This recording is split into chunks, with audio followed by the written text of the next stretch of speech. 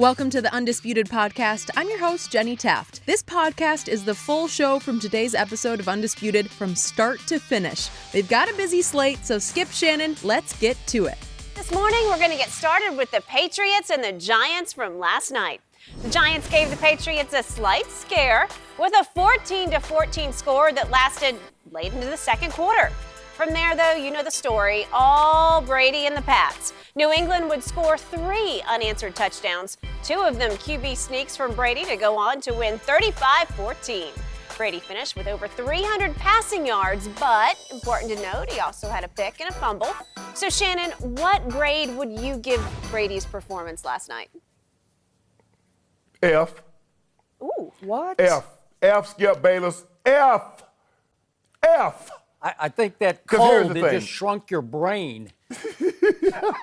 Skip, you know they say numbers never lie. And if you didn't watch this game, you just you read the paper this morning, you look, Tom Brady was 31 or 41, 3 this and that, and they scored 35 points. But no. If you watch that game, Skip, that interception to Julian Edelman, that's not Edelman's fault. You can't blame that on Edelman. Edelman ran a great route. Tom Brady missed him. That strip sack fumble led directly to 7 points. Now, they got 35 points. They got 14 of those points on a scooping score and a block punt. So Tom Brady, for this great, you talking about he played unbelievable. He put up 21 points against the Giants. Let that sink in for just a second. Tom Brady put up 21 points against the Giants. Now, Skip Bayless, Jen, I know you know this from doing the show. Skip Bayless loves QBR. It measures 0 to 100, 50 being average. It measures the quarterback play. It takes into things like running ability, passing yards, touchdowns. Tom Brady was 43. 50 is average. If 43 is below 50, what did that tell you, Jen? Hell, thank you. Never mind. Skip Bayless, you need to stop this notion. You see what's happening with Tom Brady. Anytime you offer a harsh critique or an analysis of Tom, people are like, oh, he got 6 Super Bowls. We're not debating that. We're debating his play. His play last night was not up to what we've seen.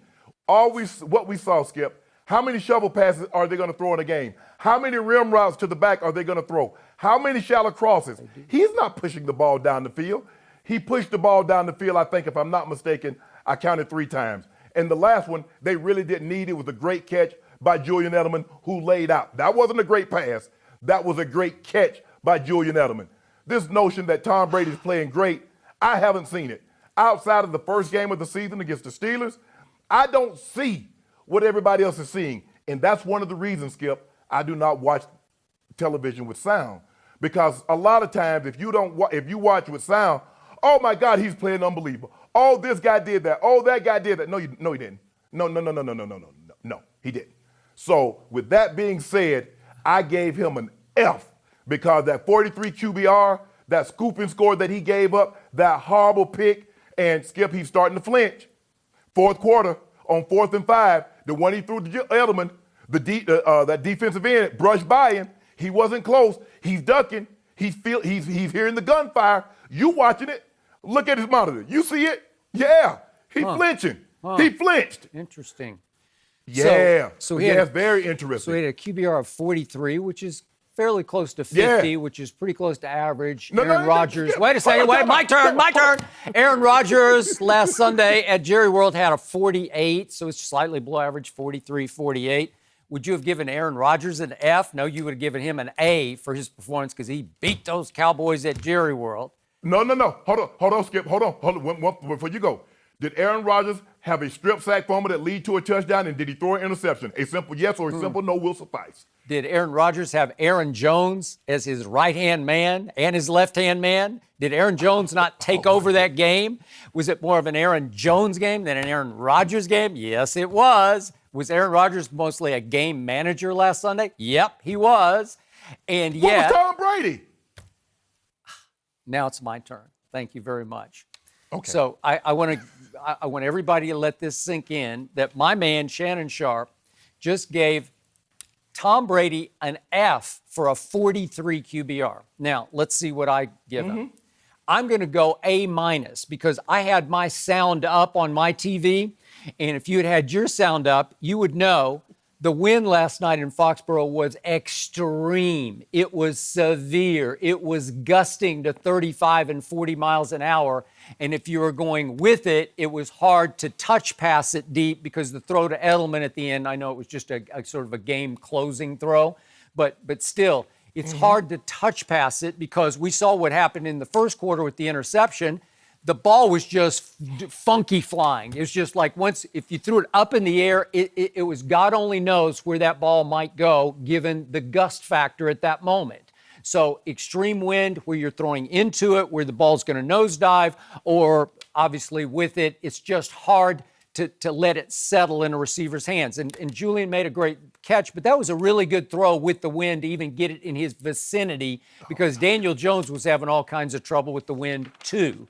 So we got extreme. So now we're comparing Tom Brady to Daniel Jones. Yeah. Okay. So again, I'm going A- because the minus is what you did bring up. He did allow a coverage sack fumble in which Tom Brady held onto the ball way too long. It shocked me because what's he do best? He gets rid of it very quickly and decisively. He can decipher the defense even before they start to move. And that sack fumble, as you said correctly, led to a quick scoop and score. So I'm going to have to dock him for that. But otherwise, this was a Tom Brady masterpiece of doing so much with so very little. The offense last night was absolutely decimated with injuries. The offense, said Tom Brady after the game, had to resort to only one personnel group the whole second half. 11 personnel, as you well know. It's one back, one tight end, 3 receivers. They were stuck with that because they were running out of bodies.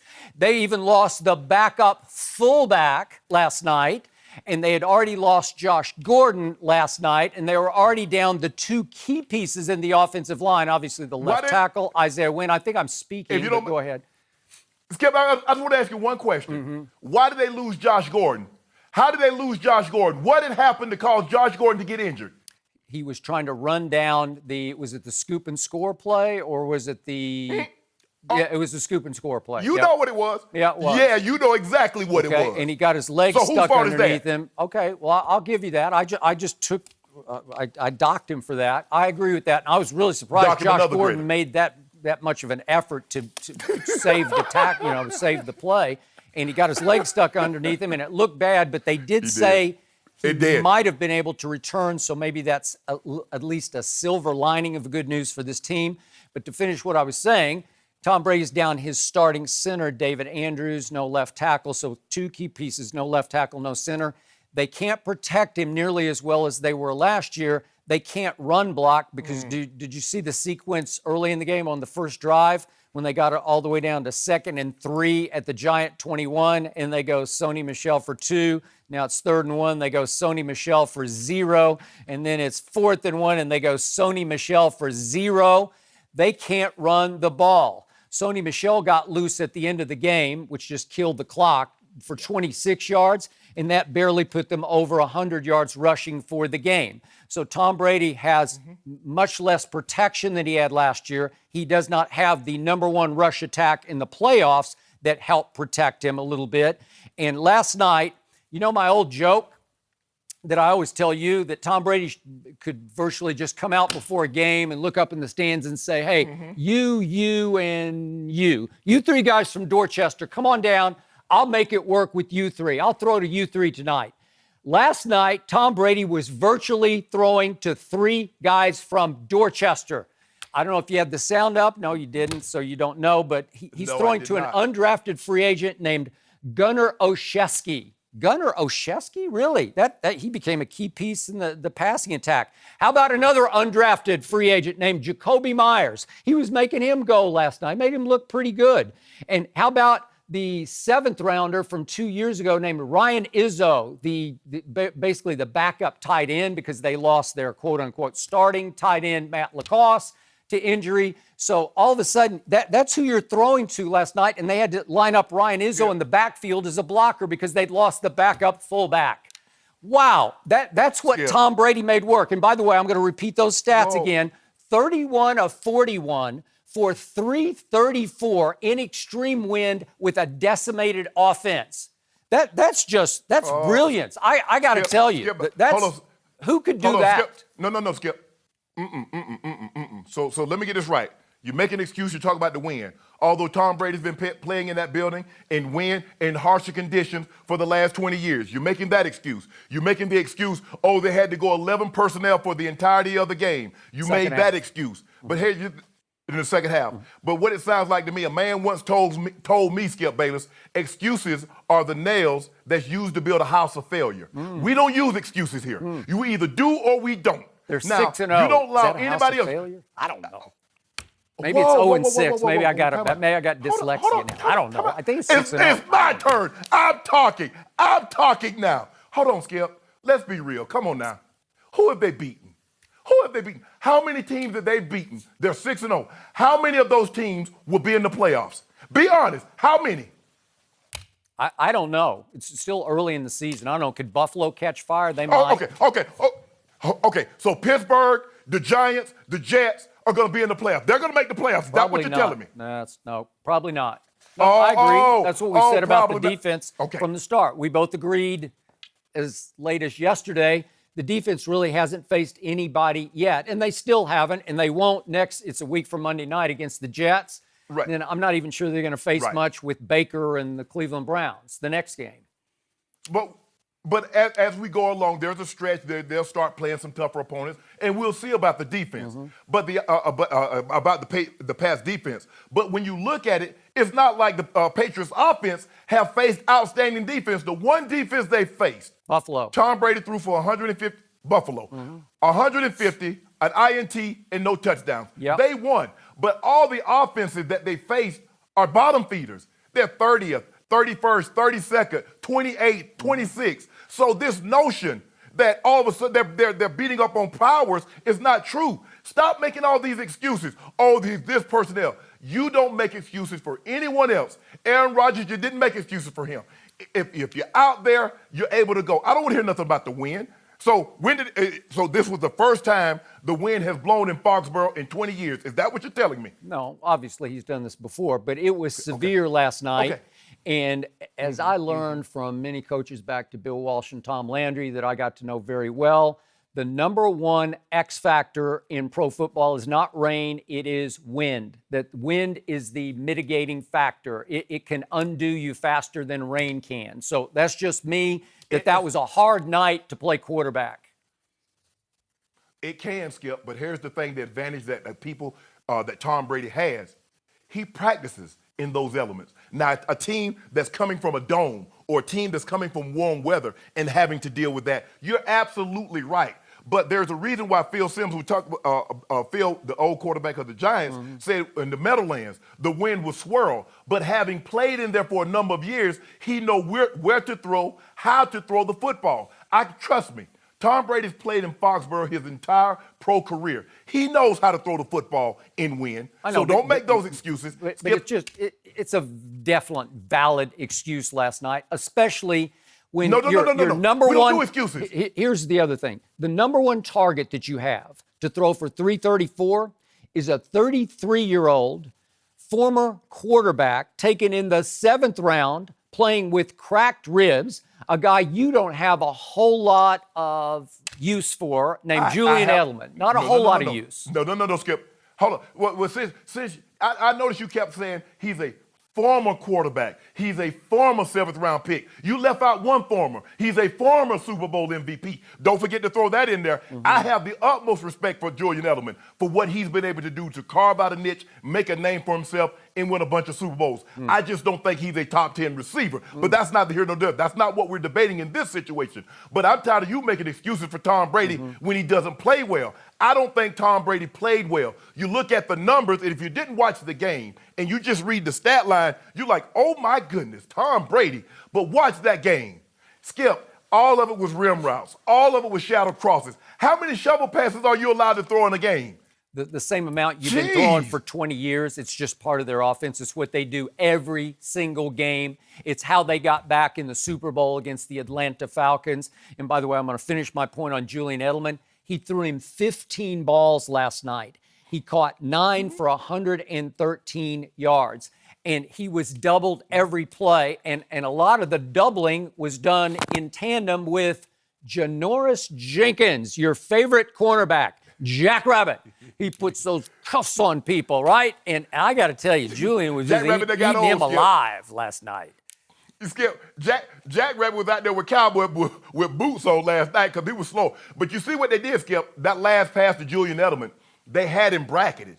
Well, the way you bracket is to stutter and go straight up the field because they're playing you inside out. Yeah. That's the play that Gronk got it against the Broncos in the AFC Championship game. They had him bracketed, and he ran straight up the seam. So that's the way you beat bracketed. It was a great call. It was a great catch by Julian Edelman. But, Skip, we got to stop making these excuses. Tom Brady is a 6-time Super Bowl winning quarterback. He's a 4-time Super Bowl MVP. He's a 3-time league MVP. He shouldn't be allowed, you shouldn't be allowed to make excuses for him. Because just like you don't allow excuses, because we hold LeBron James to the highest degree. He's the GOAT, right? So we don't make excuses for LeBron. We don't make excuses for Tom Brady. Tom Brady did not play well last night. They won. He scored 21 points. That's what we know. 21 points. But how many of them, 3 interceptions by Daniel Jones, who made a lot of rookie mistakes. But guess what you didn't hear last night, Skip Bayless? You didn't hear old Pat Sherm up in front of the microphone cheesing, did you? Oh, yeah. You should ask those people that didn't think we got the right pick what they feel about him now. He wasn't popping his lips last night, was he, Skip? No. Uh-huh. It's funny how that way. Let it play out, Pat Shermer. Let it play out. Stop keying when he played good. Now he's like a meteor coming crashing back down to earth. He's a rookie. Skip, I think he can be good, but there are a lot of throws. He left the huddle, had his mind made up. I'm throwing this ball. That last interception, he made his mind when he broke the huddle. Skip, I'm throwing that 7 route. Even though that's cover 2. There's nothing to hold Gilmore in the flat. Nope. There's nothing there to hold him. So he's going to keep sinking. And that's exactly what he did. He made his mind up. So Boom. You say, And that's what happened. need to quit making excuses. I think the Hall of Famer, through that lens right there, needs to start giving just an ounce of credit to the greatness of Tom Brady, because it was on full display last night.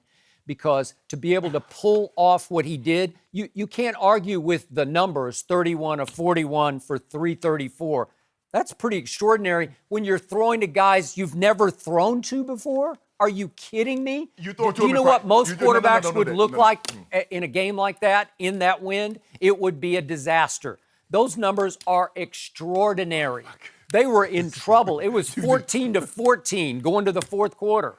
So, Skip, I know we joke a lot, and you say he could pull 3 guys from Dorchester or wherever. He might go up to Maine. He might have to take a long trip, drive up to Maine, and get 3 guys. But he practices with those guys. He throws to those guys in practice. So don't pretend all of a sudden he just called 3 guys. Gunnar Olszewski, how many times do you think he's thrown to him in practice? Yes. How many reps do you think he's gotten? He's the new punt returner. Yeah, but here's the thing, though, Skip. If Julian Edelman has cracked ribs, he's not doing a whole lot of practicing. So he's got to throw to somebody. So whose position is he playing? Gunnar, whatever his last name is, Skip. What position is he playing? He's playing Edelman's position. So obviously somebody got to get those reps. Brady has to throw to someone to get a rhythm and a timing. So think about this. No Gronk, no AB, no first-round receiver draft choice, N'Keal Harry, who won't be back for at least 8 games. He'd be eligible after 8 games to come off IR. And you're still doing that, and you still put your team in position to be 6-0. And go ahead.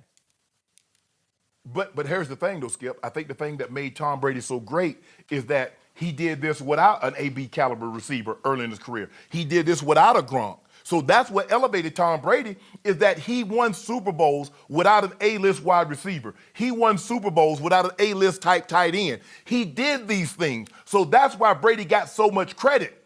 But you need to stop playing and give Coach Belichick his due, because he has the special teams. Now, special teams, the defense, you can say, well, they ain't playing anybody on offense or they're not playing anybody on defense. But special teams is a whole different ballgame. Now, this is the second week in a row, if I'm not mistaken, Skip, that they blocked the punt and returned it for a touchdown. Yep, but their special teams is playing unbelievable. This time they didn't really block it. He kicked his blocker in the back of the head. The punt hit the blocker in the back of the head. He kicked the guy in the back of the head. Okay. So way but to here's go. something, Skip. Here's something that bears watching. Coach Belichick showed me last night. He's not really trusting Mike Nugent, and it might be because for good reason. Because you saw what happened last night. Now there were come playoff time, Coach Belichick slept really good the night before the game because he had Adam Vinatieri and Steven Gostkowski. He no longer has those at his luxury.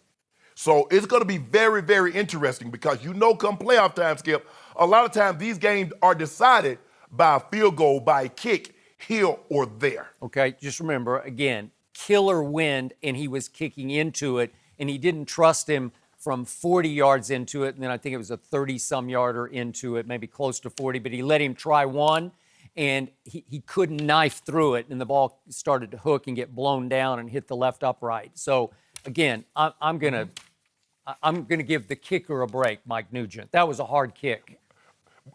But hold on, Skip. So you're telling me in the playoffs it might not be wind? I'm sorry, say again? You remember, I say, are you telling me come playoff time it's going to be calm? Because you remember Adam Vinatieri kicked that ball in a snowstorm in a blizzard. Okay. Well, but they would hope to get You're going to have to make kicks back. like that. They would hope to. He's on IR. No, I don't know. He's done. Is he done for the year? I'm not sure. He's done. I thought he was just on for. Yeah, maybe he's done. gone for the year. Okay. So the point is, now we look down the schedule, and I'm going to reiterate what I told you yesterday. I still think it's a good shot this team could go 16-0, and that might be because of the caliber of the opposition, to your point. But again, would Belichick want to go 16-0? I doubt it. I think he'd love to lose one game just so they'd have a little more momentum to correct their mistakes into the playoffs.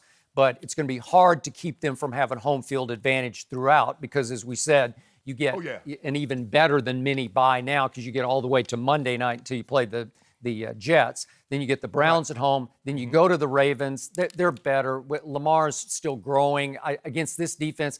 I'm starting to love this defense because it can rush and it can cover. So, again, will Lamar have a hard time against it? He probably will. Then they get a bye before they go to Philly. It'll be a tough game. But, again, Philly is ranked 27th in pass defense. You don't think Brady's going to have a day at Philly? I kind of like Brady's chances there.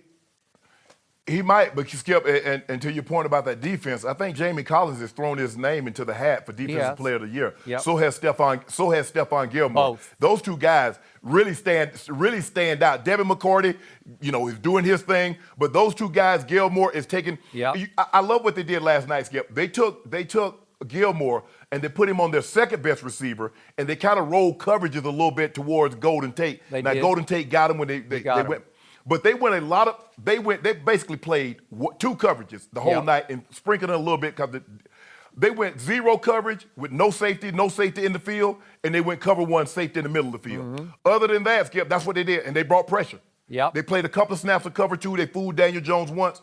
But Coach Belichick has basically turned into, if he does not feel you have guys on the outside that can get open against his guys one-on-one, he will play zero coverage. He'll play cover one, and he'll come get you. He will. And so to finish the schedule, they got a dangerous game to me at Houston because Deshaun has played well against Brady twice.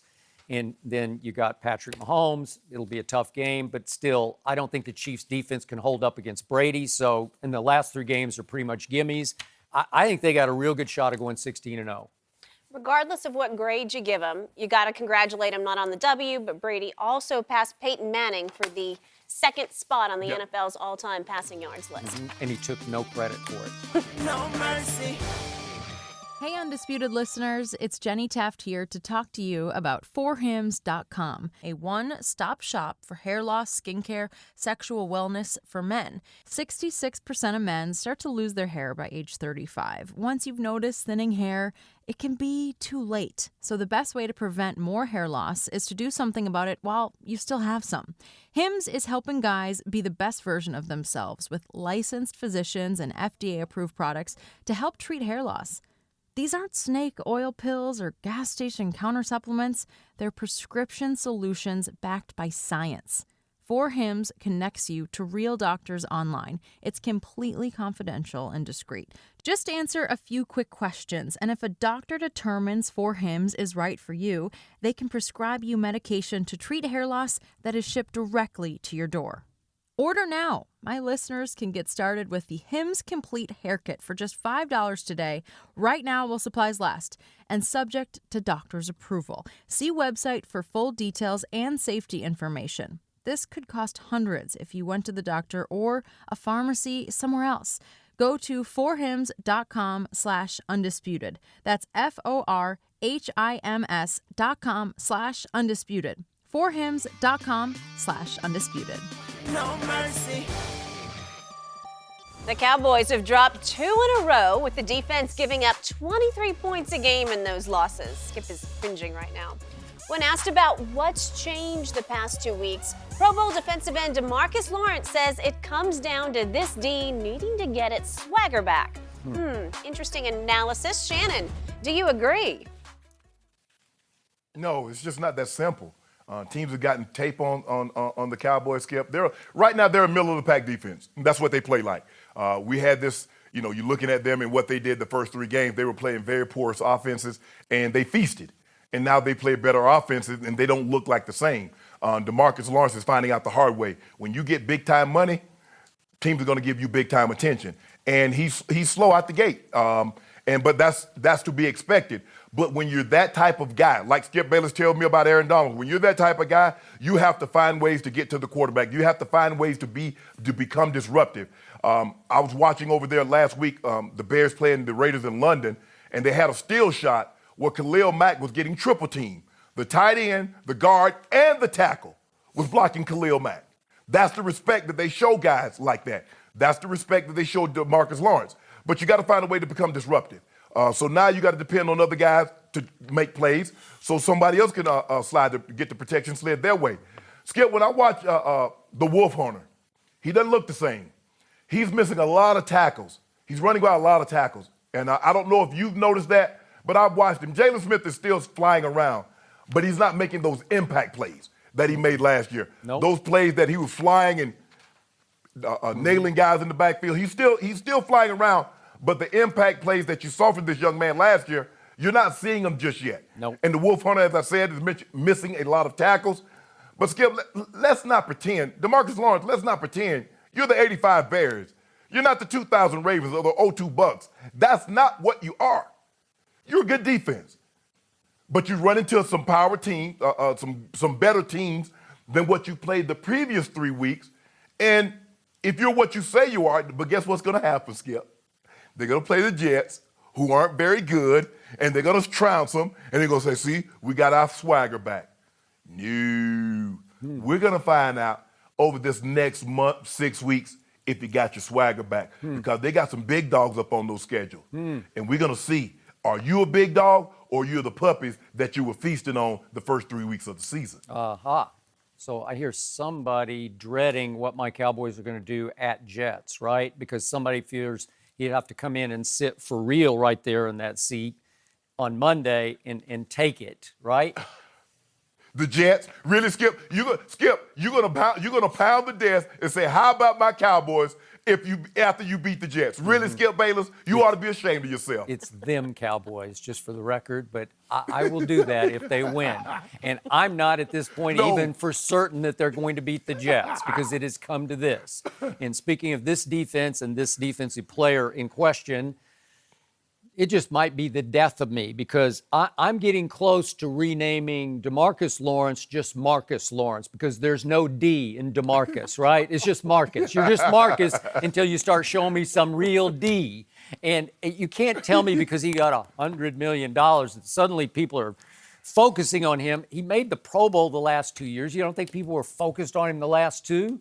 You don't think he might have been a little hungrier, a little more driven, a little more playing for a contract? I don't know. He's supposed to be a little nicked and a little knacked. He's got a knee and a shoulder and an elbow or something. I don't know. And as he said, to his credit yesterday, nobody wants to hear any of that. Nobody wants to hear how injured he is. Well, don't bring it up. Okay, well, he was asked about it. But the point is, here's why this is maddening for me. And I do agree with your point about Wolf Hunter, Jalen Smith, and Demarcus Lawrence. And then last Sunday, Robert Quinn, who I thought was going to be a godsend. And then Green Bay just took him out of the game. But here's the point. I have seen flashes, if not full games, of brilliance from this defense, from this same unit we're talking about without Robert Quinn, if we go back to last year. Jen doesn't want to hear this one. She got even this year. But that Drew Brees game at Jerry World last year on that Thursday night, do you remember what this defense did to Drew and Kamara? Drew Brees threw for 127 yards and had a QBR of 15, scale of 0 to 100. One of the worst games of his career. Kamara went 11 carries for 36 yards, and Mark Ingram went 7 carries for 27 yards. That's a defensive gem, man. That's one for the mantle, right? That's really good. And they won 13-10, the Cowboys did.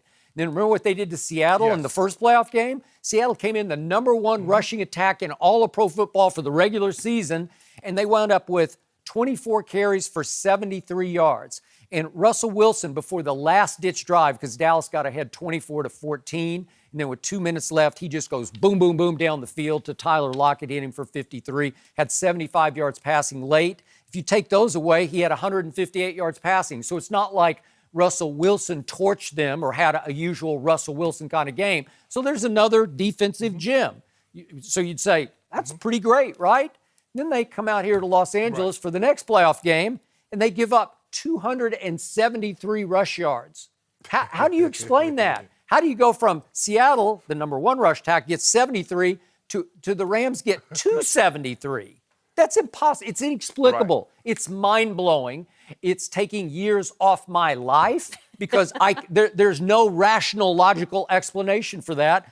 I'm sorry, I don't get it. So then what do we see? At Saints, and Teddy Bridgewater, you say he's just a backup. I think he's pretty good. And I think he's played very well in the wake, so to speak, of Drew Brees. That's a hard. He's three and. I know that's hard to stand in for Drew Brees, man. Yeah. That's some tough duty in New Orleans because you got a good team and you just don't want to screw it up. And not only has he not screwed it up, he's playing like a starting quarterback. So what did he do against Dallas?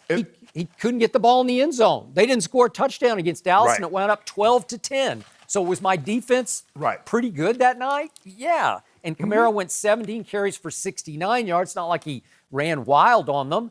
And then what happens? We turn right around. Here comes Green Bay, and Aaron Jones goes 19 carries for 107 and catches 7 balls for 75 more.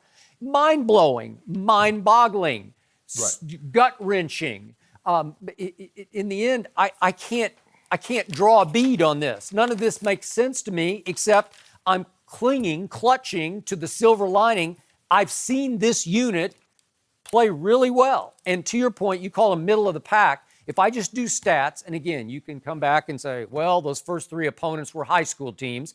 But right now, Dallas ranks 6th in yards allowed and 7th in points allowed. Well, those numbers through 5 games are not middle of the pack kind of numbers. They're decent numbers. They're upper echelon kind of numbers. And Pro Football Focus, for whatever it's worth, still grades out the Dallas Cowboys as the 3rd best team in pro football. Don't ask me how. I can't justify it with the last 2 games, but they're pretty good at what they do. So they're seeing the potential. They're seeing the firepower on both sides of the ball. Well, that should be even more upsetting to you because they're graded as the 3rd best team in football, and they've lost the last 2 ball games. Skip, when I look at defense should be like a box lunch. It should be able to travel, and it should be built to last. I agree. And so what we've seen from the Cowboys, they don't travel, and they're not built to last. Yeah, they'll show flashes, but the inconsistent. Skip, when you talk about great defense and you covered football as long as you have, the one thing that great defenses did, they played with consistency. And listening at you talk, you're like, how can they shut the number 1 running team down in the playoffs, hold them to 73 yards, and then go out a week later and give up 273? No, and it always happens. How do they hold? Yeah, and it happens right out of the box where, remember, the Rams just blew them off the field in the first half, and it's like virtually over at halftime. And Green Bay is up 31-3 late in the 3rd quarter before my quarterback finally said, okay, I'm not going to take this anymore. Here we come. Yeah. And you say, okay, now they go on the road to New Orleans. They keep New Orleans out of the end zone. They slow Alvin Kamara and Latavius Murray down. And then they come at home and they give up a $107 and 4 touchdowns to Aaron Jones. You're like, whoa, wait a minute. That's... Okay, well, I give you this. It's a bad sign. It's just a bad sign because good teams don't do that. They just don't. Now, can they come together? No. Is the Jets right on time?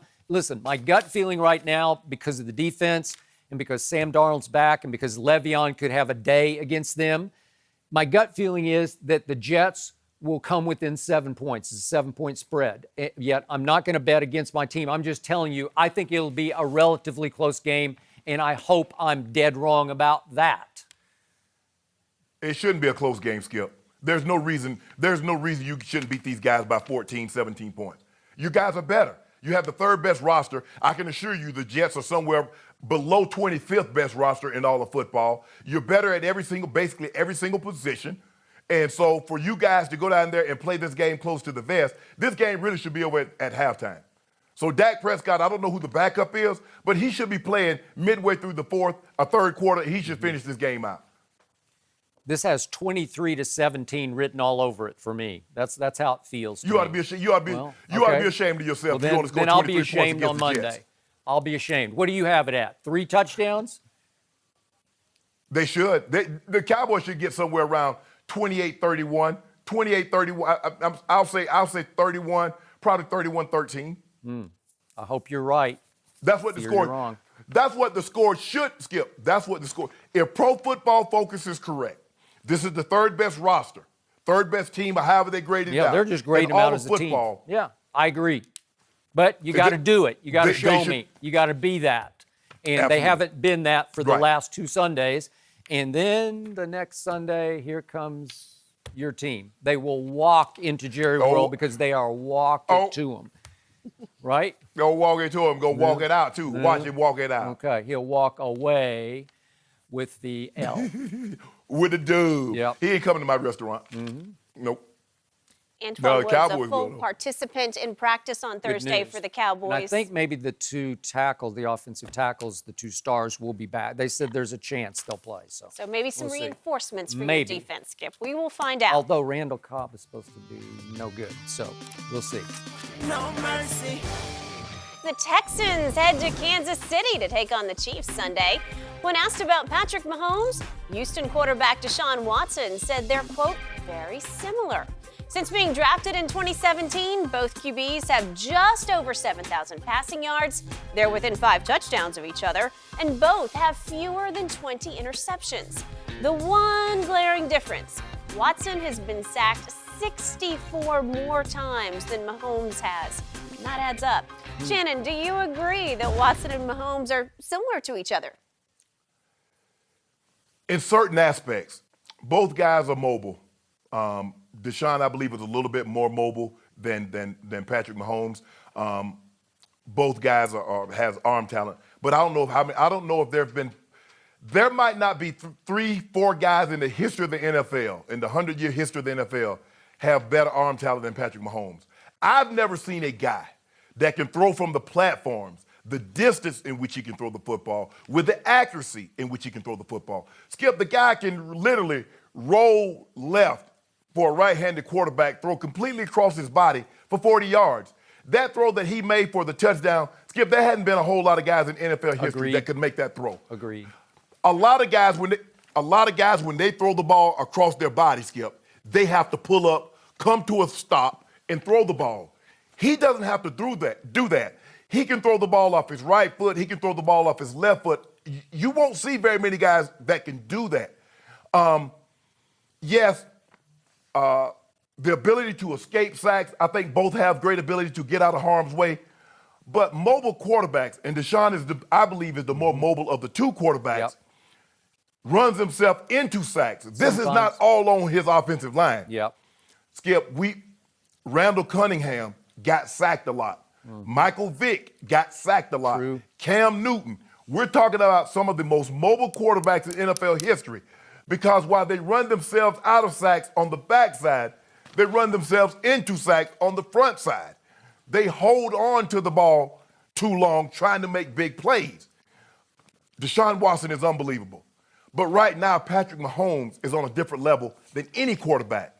And so while I get where he's saying, and you think about it now, Deshaun got an earlier start. He started 6 games in 2017, Skip, his rookie season. Mahomes only started 1 game. So he got about, maybe 1,500, 1,600 yards ahead of him by playing those games. But right now, Skip, Mahomes is on a different level. Deshaun is playing unbelievable. But right now, Pat Mahomes is by himself. Okay, I hear everything you just said. Now, for the record, speaking of sacks, Patrick Mahomes has started 22 regular season games and been sacked 35 times. Deshaun's 27 starts, so 5 more starts, but he's been sacked 99 times. He has taken a lot of abuse. And remember, last year it got so bad he had chest, lung injuries, and he had to take the bus all the way to Jacksonville. His body has been a wreck, and yet he has not missed a single start. So give him a big star for that one, because this is a tough young man, mentally and especially physically tough young man. I will give you the arm talent because they say Josh Allen has a little stronger arm. I don't know. It doesn't manifest itself in his quarterback production yet. Maybe it will at some point. But to me, Patrick Mahomes has the strongest arm in football, and he's able to harness that arm strength better than anybody can harness it. Right. And again, we know all the bells and whistles, the left-handed passes. Maybe it's next week it'll be, or this Sunday, behind the back, between the legs. I don't know. It's no looks. It's whatever. He is a globetrotter playing quarterback. So I give you all of that. But I'm going to dig in on this because I am a huge Deshaun fan, as you well know. And I will not give up hanging on to those 2 games he played in the national championship games against Nick Saban's defense. In the first one, he threw for 405 and 4 touchdowns and ran for another 73 yards. And as you know, they lost a fairly close game. And then he beat Coach Saban's team by throwing for 420 and 3 touchdowns. And obviously, he hit Hunter Renfrow with the game winner with a couple seconds left, and that canceled out a 30-yard Jalen Hurts run that had put Bama ahead before that. Jalen Hurts is going to play a little game tomorrow at noon Eastern time. It's neither here nor there. He doesn't play for Alabama. He plays for Oklahoma now. We'll see how that goes. But the point is that I dug in then and said, hey, Deshaun Watson's intangibles are off the charts. And I still believe his intangibles are better than Patrick Mahomes. And I'm talking about big game, late game, clutch intangibles, and leadership intangibles. Not that Patrick's a bad leader. I just don't think he can measure up to how that Houston team follows Deshaun, how they play for him, how they fight for him. There's something in that young man that is very, very special. So long term, if he can, again, you're right, he deserves some of the blame for the sacks. If he can figure out how to avoid sacks by just simply making a quicker decision and getting rid of the ball, if he can stay healthy, if they can get a little better and beef up the offensive line and protect him a little better going forward, I believe that long term, he'll turn out to be the better quarterback between him and Patrick Mahomes. And I know right now that doesn't look good, but I just love this guy. And again, I like Patrick Mahomes, but I've always loved Deshaun. Yeah, Skip, there's nothing not to like about Deshaun Watson because, like you said, he's very mobile. He can get out of the pocket. He can hurt you with his legs. And plus, when he gets outside of the pocket, he can throw the ball down the field. I just feel like when he's more dangerous outside of the pocket with his legs, where Patrick Mahomes is more dangerous outside of the pocket with his arms. I feel that's really the difference between the two. You can't go really wrong, but the way Patrick Mahomes is playing the position right now, Skip, and the weapons that he has, I mean, eventually he's going to get Tyreek Hill back. Eventually he's going to get Sammy Watkins back. Eric Fisher, the left tackle, is going to come back. So you'll get an opportunity to see this offense at full strength. Now, he's thrown for 315, didn't get 1 touchdown. The week before, I think he threw for over 300. He didn't get the ball in the end zone. He won 1, lost 1. But Deshaun Watson has DeAndre Hopkins. He has Fuller. He has some weapons also. So let's not pretend like all of a sudden Deshaun Watson is just doing this with just smoke and mirror. DeAndre Hopkins is one of the 2 best receivers in all of football. He is. William Fuller just went, almost 200 yards and 3-4 touchdowns last week. So both of these guys have weapons. Deshaun Watson, Skip, I just don't know how much longer he can take this punishment. He's only 215. 99 sacks on a 215 body. That's sacks. Yeah. We're not talking about the hits, just the knockdowns. And when he scrambles and gets tackled, Pat Mahomes is 230. So he's a bigger body of the two. I believe he can absorb more punishment. Sure. Deshaun's going to have to find a way, Skip, like you said. Get rid of the football, and you know what? Get out of bounds. It's not worth it to take that shot trying to get a spectacular play or a first down. Now, Skip, if it's fourth down, late in the ball game, I get it. No, I got it. But you got to be mindful because these hits accumulate over time, and it causes an adverse effect. Yep, I agree. But Deshaun's mentality is, I will die for the cause. I will throw my body on the line. And obviously, long term, you just can't do that. You can pick your spot occasionally.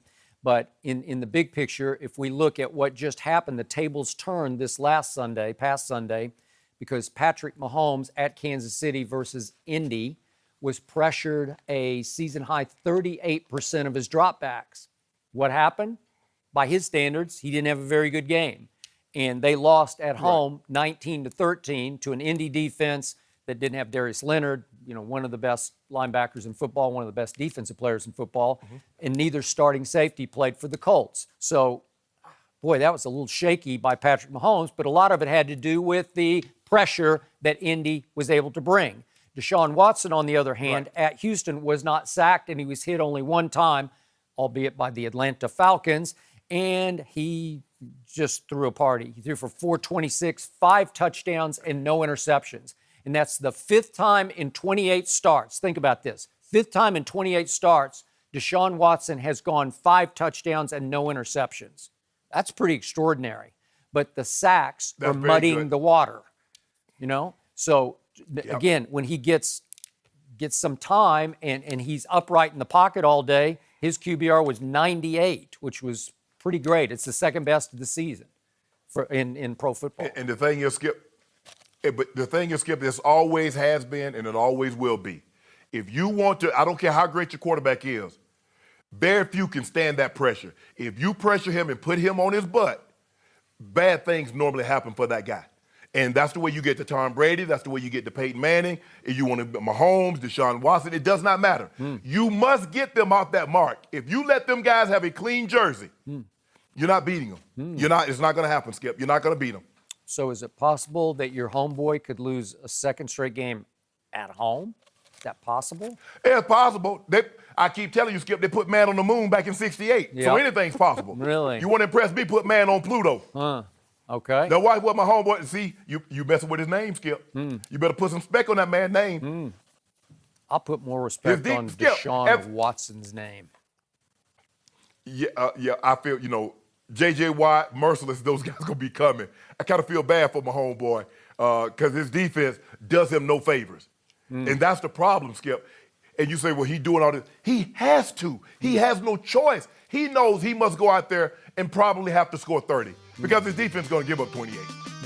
No mercy.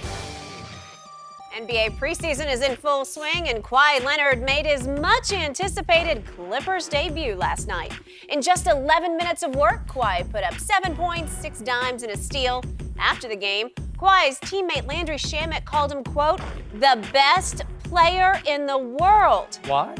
I sort of shudder to even go here, Shannon, but I'm going to ask, despite your facial expressions, do you agree that Kawhi is currently the best player in the world? Hell no. Not even close to being the best player in the world. I mean, what do you expect Landry Shamet to say? Yeah, of course. Kawhi had an unbelievable last season, and yes, he can score the basketball. But the only thing that Kawhi can do better than LeBron James is defend. He can't score the basketball like LeBron. He can't rebound the ball like LeBron. He can't assist the ball like LeBron. He doesn't shoot a high. Here's Kawhi's numbers. Last year, Kawhi had a career year. 26 points, 7 rebounds, 3 assists on 46.9 shooting. LeBron James had an off year. 27 points, 8.5 rebounds, 8.3 assists on 51% shooting. An average year, an off year for LeBron James. And his off year was better than Kawhi Leonard's best year ever. And we're going to talk about the man better than LeBron. Really, Skip Bayless? I can't believe they fixed their mouth to say this. He can't run a team. He can't facilitate like LeBron James can. LeBron James can score at an elite level. LeBron James can pass the ball like Magic Johnson. Come on, Skip. Rebound. Come on, man. Y'all stop this. Don't be a prisoner of the moment. This is not to diminish Kawhi. Kawhi is great. Kawhi is unbelievable. But Kawhi is not a better player than LeBron James. He's not. He's just not. Kawhi didn't make anybody better, and he made Siakam better? No. Each game, there was somebody else stepping up. When Kawhi had an off game, Siakam would step up. Kawhi have an off game, then you got Kyle Lowry. Or you got Pau Gasol. Look, love Kawhi. Happy he's home. Happy finally he's where he wants to be. He's healthy, hopefully. But he's not a better player than LeBron James. So, just for the record, the best player on this planet right here, right now, is Kevin Durant. But obviously he's hurt. Stop and playing. Probably, I'm not playing. I mean, it's just the God's truth. But obviously he's No, it's out not. of sight, out of mind. So I guess everybody, I don't think he retired, did he? I don't know. Did he quit? I'm not sure about that. But He's not the best player, Skip. back. So he is the best player, but given if it just comes down to number 2, and I'm still not going to speak his name because he quit on my Spurs and he will forever be number 2 to me, but it comes down to number 2 versus the other guy who shares Staples Center, which is actually the Clippers' house now because they're the slightly better team. Don't do that, Yes, Skip. they are. Don't do that, Skip. It's not the Clippers' house. So if it comes down to these 2 guys, that's what you have narrowed it down to, then clearly number 2 is now, as Landry Shamet said, the best player in the world. I don't know if is that different than best player on the planet, in the world? I don't know. I think they're the same thing. Shannon, I hate to tell you, but defense does play a big part of basketball because you have to be a two-way. You can't just be a one-way. And last year, LeBron was mostly a one-way player in a two-way game, right? Because for the regular season, LeBron ranked 95th in defensive win shares. I tell you what he was for the playoffs, but he didn't play in the playoffs. But number 2 in the playoffs, ranked 3rd in all the playoffs in defensive win shares because he's really a good defender.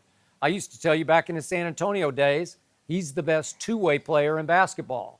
And if you do weight defense at all, and I do, maybe like 60-40, if defense is 40% of basketball, then he's just better than LeBron because LeBron became a defensive liability. And all I know is that number 2 last year, he did beat the regular season MVP in the conference finals, Giannis, obviously. He had a lot of help in doing that, but he outplayed him and he beat him. And then he was the MVP of the NBA finals, so I can't take those 2 things away. And meanwhile, your guy was watching, or maybe he was reading scripts for Space Jam 2. I don't know what he was doing, but he missed the playoffs because in the games he played last year, he went 28 and 27 as a starter. So how can you're like living in the past if you don't give it up and give in to the new notion that number 2 is the best player on the planet? Because I'm just looking at you. You tell me numbers. I mean, you tell me look at Tom Brady's numbers. What does the numbers say?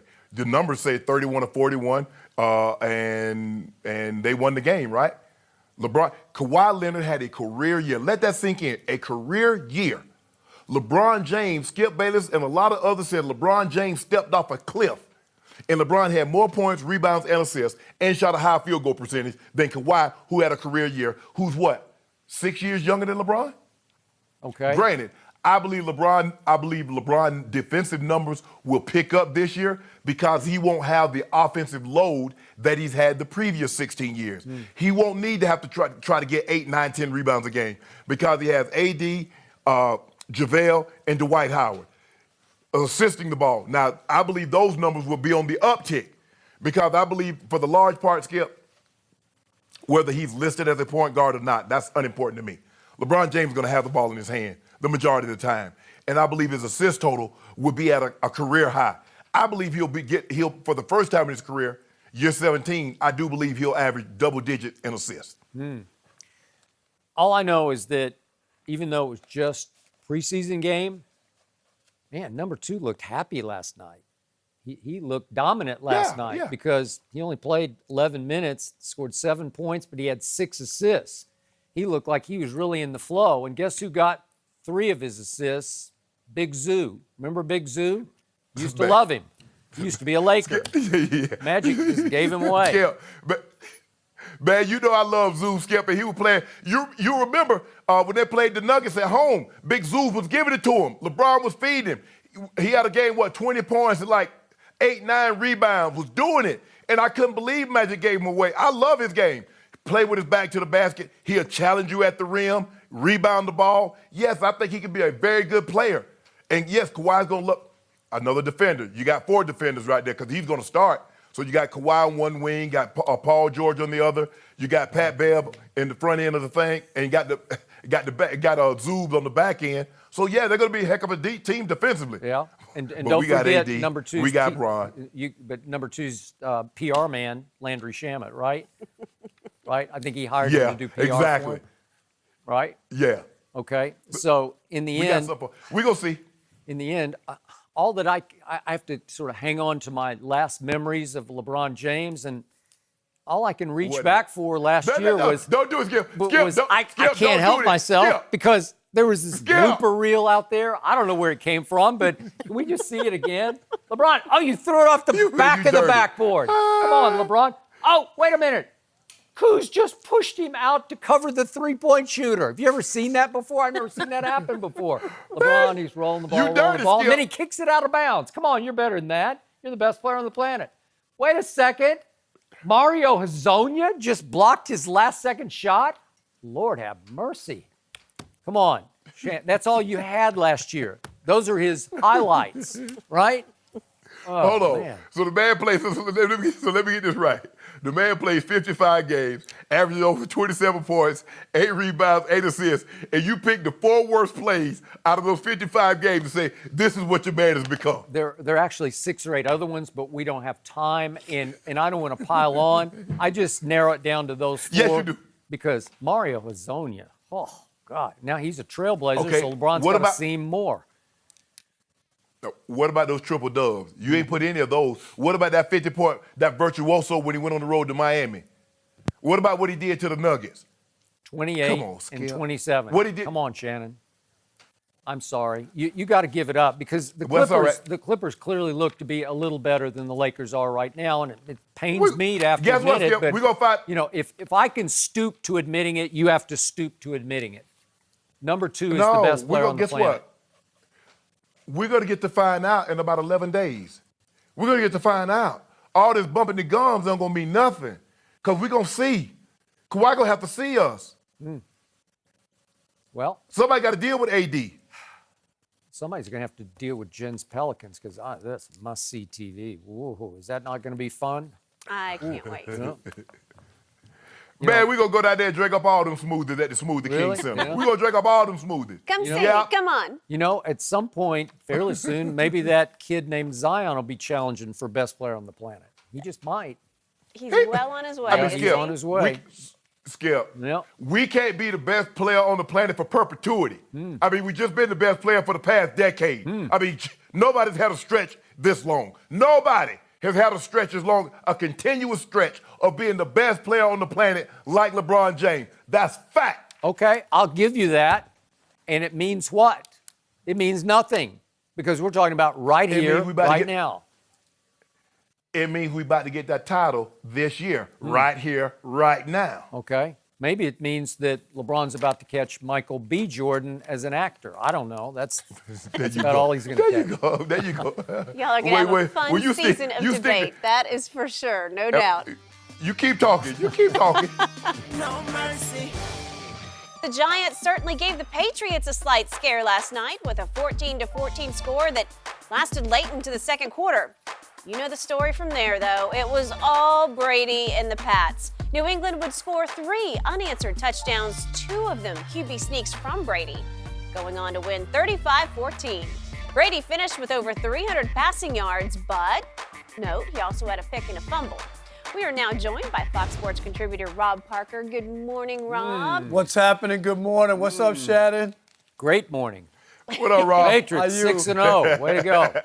Skip, are you really buying it? Look at this. Unbelievable. I got to ask you about your prediction that the Patriots would not make the AFC Championship game. How you feeling about that I'm now? sticking to it. Really? Yes, I am. Yikes. Because they haven't beaten anybody. This is the worst, Shannon, 6-0 team I've ever seen. And I'm talking about from the competition and degree of difficulty part. Look at who the combined record of the 6 teams they've played, 7-22. They've played 3 winless teams when you talk about the Dolphins, the Jets, and the Redskins. And look at Tom Brady of late, the last 3 games. 3 touchdowns in the last 3 games. They all came against Washington. Didn't get a touchdown against Buffalo. Didn't get one against the Giants last night. So when I start to look at it, remember, it takes Tom Brady and the Patriots to lose that one game in the second round. They get a bye because, of course, they play in the AFC least, which is a cakewalk every year.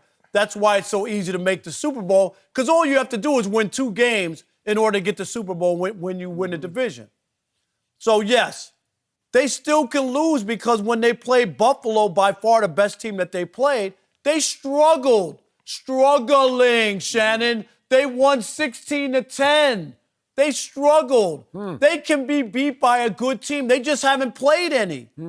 When you look at the points per game, 3 of their 6 wins have come against 3 of the worst teams in the NFL. I mean, I just can't buy any stock into this team. This isn't a team that lost in the Super Bowl when they were 18-0. This isn't even close. And Tom Brady's looked like the Tin Man in a lot of situations. Skip, you got to admit, he's aged. He's 42, and he looks like it. Yes, he put up all those 330 yards, whatever you want to give him against the. Just forget all that. Yes, they don't count. Get out.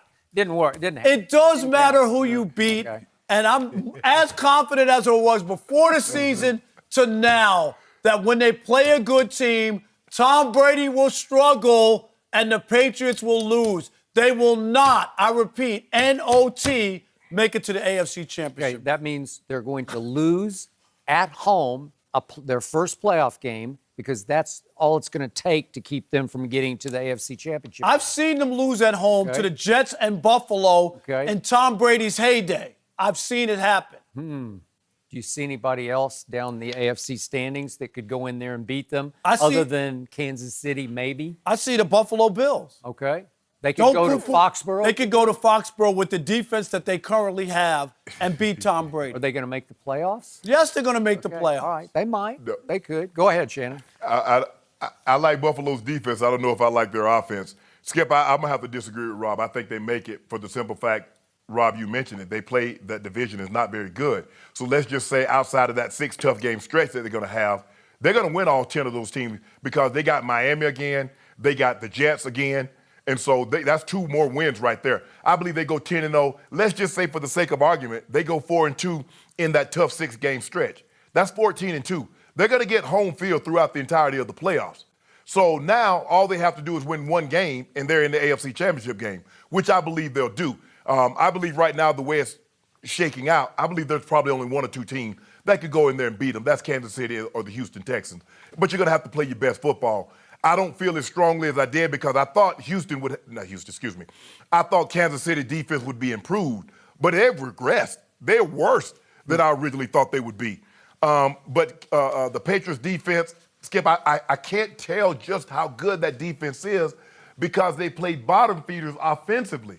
So we'll get an opportunity to see just how good they are when they play a Dallas, when they play a Texans, when they play Pat Mahomes, maybe even Cleveland will get their act together and give them a test. But right now it's really hard to tell just how good they are defensively. Skip, I'm telling you, what I'm seeing maybe it's my eyes, but I don't see what everybody else is seeing.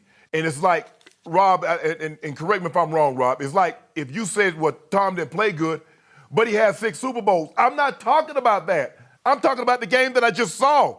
Did you see that strip sack? Did you see that terrible interception? Do you see him more than not start to flinch when that fire starts to come?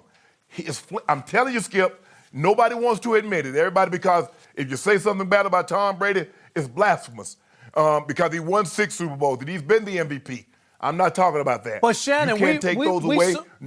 We saw last year in the Super Bowl when they won, Tom Brady, no touchdowns and a pick, right? Did we not see that? That was in the Super Bowl that they won.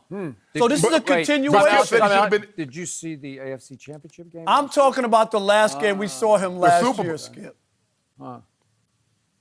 So did you see I saw those 2 interceptions that he threw in the championship game, too. Yeah. Okay. Did you see what happened to a game where you picked the Los Angeles Chargers to win the first playoff game at New England? Did you see what he did to those? Do you remember 33 or 44? The Chargers didn't get off the plane.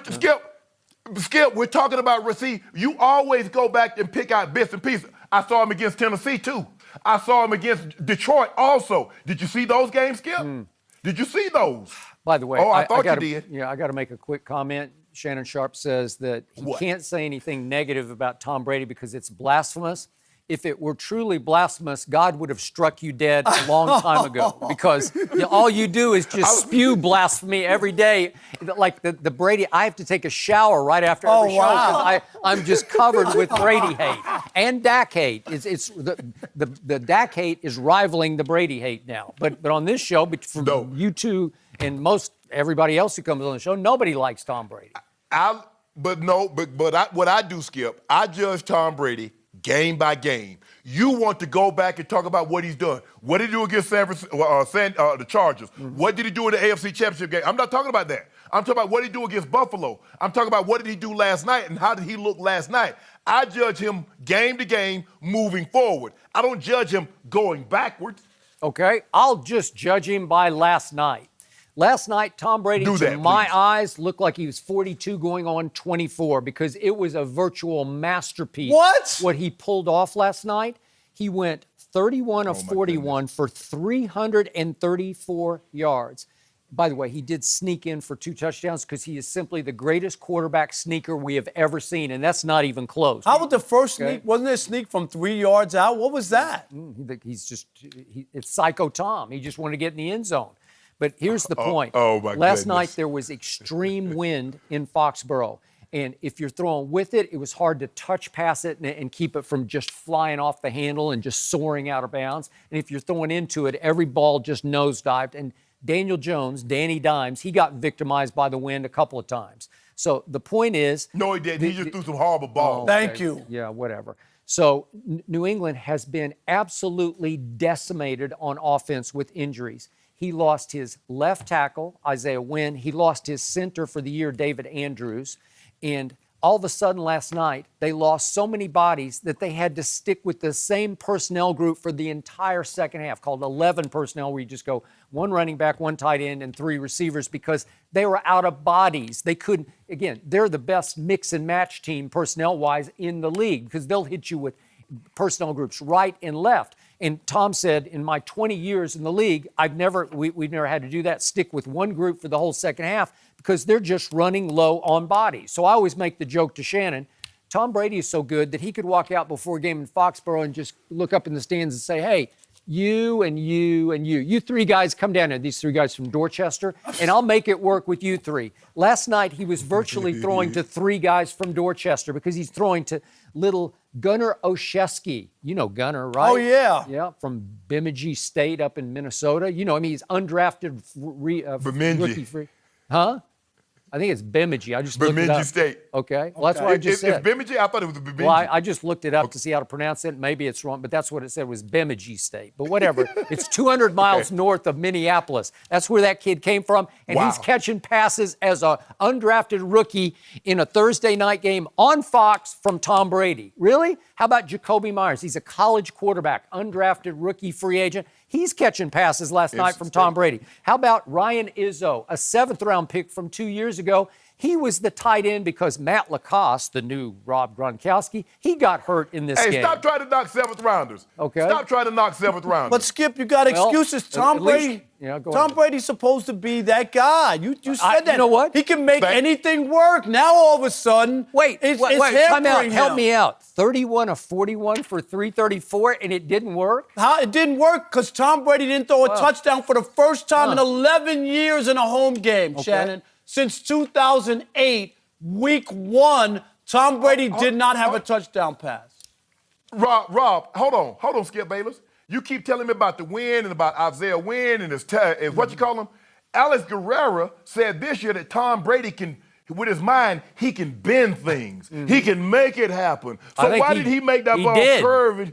Yeah, he did. He went Matrix why did he make that ball curve? Yeah. Well, he willed them to a win. Curve and hit? You know what? They Stop covered the spread. It was 14-14 going into the fourth quarter, and they covered the spread because Brady just went off in the fourth quarter, and it was the biggest Giants spread since 1970, and they covered. So you're not concerned about the lack of touchdowns thrown by Tom Brady? I'm first time in 11 years. Here's what I'm concerned about: no Gronk. No Antonio Brown, no N'Keal Harry, who was their first-round draft pick as a receiver, first one Belichick's ever taken as the head coach of the New England Patriots. He's on IR through 8 games. And all of a sudden, Josh Gordon gets hurt last night. I don't know. So you know who's left? A 33-year-old former college quarterback taken in the 7th round. No offense, but he was a 7th-round pick, is little Julian Edelman. He had to throw 15 balls to Julian last night. You love that? I don't love it. And yet, you know what? Former MVP Julian Edelman. Okay. Well, I like him. You have discounted him. You've said he shouldn't even be in conversation for the Hall of Fame. And I do, because I think his playoff numbers are extraordinary. But he is 33, and he is beat up, and he's playing with cracked ribs. They said last week he shouldn't have played at all. And yet, I look down this schedule, and to your point, I will give you this. It's actually, by NFL schedules, it's pretty easy. I think it's a good chance they could go 16-0. And again, it's against the odds to go 16-0 because it's just 16 games and they'll have one really bad game. Brady hasn't had a terrible game yet. He did enough in the second half at Buffalo to win the game. But my point is that. But that was. Yeah, go ahead. But hold on, Skip. 43. What was his QBR? What is his QBR? Something like 27 against Buffalo? Come on, Skip. Okay. You love QBR. Okay. Average is 50. Come on, Shannon. You love Pro Football Focus, and Pro Football Focus through the first 3 games of the year, they ranked Tom Brady's performance #1 in the whole NFL. The first 3, who they played? They played nobody. Where they got it right now? Where they got it now? Right now? I don't know. They haven't done it off last night yet. I don't know. Let's see. Where they got it ranked? Well, we'll see. I want to make sure. I want to see where they got it ranked when the rankings come out next week, because we've seen him against Buffalo and we've seen him last night. So it's going to be very interesting to see where he's ranked moving forward. Let's see if I'm right that New England will be favored in every remaining game on its schedule. Want to bet on that? I just think they'll be favored. I bet 2 cases. I bet 2 cases they don't. I want to get in on favored? that. They won't be favored in every game, no. Yeah, I think they will. Oh, I definitely think they will. I want 2 cases. Okay. 2 cases say they won't. Mountain Dew. Okay, you want it right now. Okay, so if they're a 1-point favorite, I win, right? Right. Anytime they're favored, can I get in on it? Yeah, absolutely. Because I've already won one from you. They won't get back to the AFC Championship game. No, you didn't win that yet. What are you talking about? It's over. It's not over. Come on. Who's going to beat them at home in a playoff game? They can lose if you're counting on Tom Brady, who can't even throw a touchdown pass at Foxborough. We haven't seen that in over a decade. I would be concerned. I've been telling you for years, I'm going to be right this year. He's falling off the cliff. We're seeing it before our eyes, Shannon. You're going to be right for the first time in the 10 years you've said he's washed up, right? Time will tell. Fox Sports NFL analyst Eric Dickerson now joining us. Good morning. We appreciate it. Good morning. Well, we think it is. We'll see. Do we have to talk about this team? Yeah. We What's do. What's we up, do. Shannon? Yeah. Do we have to? Because it's a question. Anything They've what's been going on? exposed What's up? now. Well, you know, I sent Skip had a tweet. I loved it. It said that Aaron Rodgers has a voodoo doll on his Cowboys, and I tweeted him back. Can we show it when I sent him back? Can we please show it? Yeah. Can we pull it up when I showed him? Yeah. I said no, he don't have a voodoo. He got a couple of them. Aaron of Rodgers them. got a couple of voodoo dolls. 3 of them. There it is. That's There it voodoo is. dolls are. You know what? And what did I text you back? I think you're right. I think you're right. I That think is you're correct. right. I think you're right. Yeah, that's actually that they're. It's like he's their I daddy. think I like the look on Jerry's face, like, huh? Like what? Okay, all right. Look, I said this earlier. I said this from the beginning, Skip. I said y'all are playing nobody. Nobody. You played the Giants, you played the Redskins, and you played the Miami Dolphins. Between those 3 teams, they're 2-13. When the good teams they played, the New Orleans Saints. Yeah, blowout, right? Wasn't a blowout, 10 to 12. 12 to 10. And the Green Bay Packers. It could have been a blowout, the Green Bay Packers. Those teams are 8-2. For a while it was. 8-2. You know, the thing is, the Cowboys, I still believe, are a good football team. They really are. I think one of the things that people, and I like Jason Garrett. But I think it's time for the Cowboys to really look at moving on to another coach because they have a lot of talent on that football team. Look at Dallas Cowboys. They have a lot of talent defensively and offensively. Then they brought in Kellen Moore, the new offensive coordinator, so he's going to make things different. But you know what? And the thing about the NFL, and Shannon, you know this, it doesn't take long. We watch enough film on you. Oh, now we see what you like to do. And I just feel like the Cowboys, like I say, they're a good football team. I can't take that away from them. I still feel that the Philadelphia Eagles are the best team in that division. I feel like Philadelphia could be 5-0 or 4-1 also. But the Cowboys right now are struggling, and I think they're struggling to try to find what their identity is. I mean, they are a running football team, but now they're a passing football team. The defense is supposed to be so great this year. They show signs of greatness at times, then all of a sudden they fall off. Against bad teams, they're really good. They really are. Against the New Orleans Saints, they were good, but they weren't great. They weren't the Cowboys that I thought that I was going to see. But I'm glad I saw that Cowboy team because they lost. But anyway, so I'll say that to say that the Cowboys, I still think, are a good football team. But when they play against really good opponents, it shows how, I guess, inadequate they really are. Well, Skip, I tried to prepare you for this because every week you came in the first 3 weeks, you looking in the camera, how about this? And how about that? But I also told you, you can't spell Dallas without back-to-back L's. And y'all took them things 2 weeks in a row, ED. They got them. New Orleans Saints put that thing on them, and Green Bay put that thing on you. But I tried to tell you, Skip, I said, Skip, you're not playing anybody. Man, my quarterback looked so good. Ezekiel Elliott looked good. My defense, ooh, I'm so impressed. I said, Skip, when you play a real team, you're going to find out what you're not. Okay, and here we go. Now you want to talk about Jason Garrett. You want to talk about, no, I want to hear that. You ain't mentioned Jason Garrett's name in the first 3 weeks. You can talk about your team, you clapping and all this and how good Dak looks. Now you got to play real teams.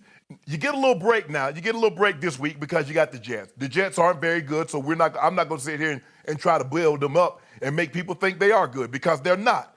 But you got a little stretch coming, and it's going to start with the Philadelphia Eagles, and they're going to put something on you next Sunday night. And I want you to come in with that energy that you're going to have this Monday. I want you to bring that same energy to the table come next week because they got something for you. 2-13. You ought to be ashamed of yourself, Skip. You're a middle-of-the-pack defense. You're a middle-of-the-pack team. But I think the biggest thing, Skip, in all honesty, I think the biggest thing you're going through an identity crisis. Who are you? What are you? Are you a running team with Zeke? Are you transitioning to move this thing because you believe, Jerry, Stephen Jones believe that we got a franchise quarterback? Franchise quarterbacks do not turn the ball and hand the ball off 30, 40 times a game. They throw the ball. So what are you? Moving forward, Skip, are you a running team or are you a passing team? I think that is the dilemma that's really facing your Cowboys. You need to identify what you are, who you are, and ride that ship home. So I feel like I'm experiencing deja vu today because last year this started happening and I kept warning both of you it's going to be deja voodoo for both of you because I want you to bring the same energy a week from Monday after the Eagles game at Jerry World. Because remember, my team hit bottom last year. And to your very good point, I'm not a Jason Garrett guy. I'm not using an excuse because all the offseason, when I started making my predictions, I said this will be done in spite of that head coach. They have to carry him along for the ride because he's not going to detonate them. They have to take him along. So last year they fell to 3-5 after a debacle on Monday Night Football thanks to the Tennessee Titans.